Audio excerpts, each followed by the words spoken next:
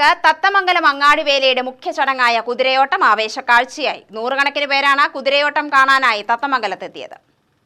വൈകിട്ട് 3-ന് ചേമ്പാടംകുളത്തിന് സമീപത്തു നിന്നും 1/2 കിലോമീറ്റർ ദൂരത്തുള്ള വേട്ടക്കറുപ്പസ്വാമി ക്ഷേത്ര സന്നിധി വരെയാണ് കുതിരയോട്ടം നടന്നത്.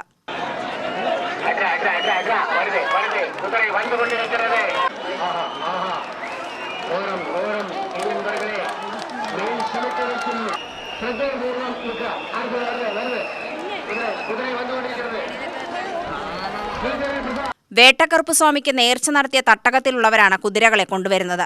ദേശത്തിലെ 5 സമുദായങ്ങളാണ് ഉത്സവത്തിലെ സംഘാടകർ.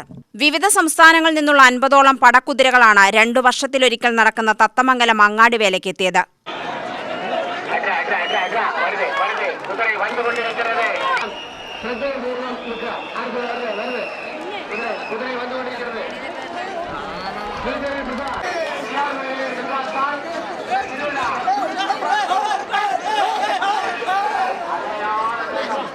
ഊട്ടി, മധുര, മൈസൂരു, പൊള്ളാച്ചി, സേലം എന്നിവിടങ്ങളിൽ നിന്നാണ് കുതിരകൾ വന്നത്.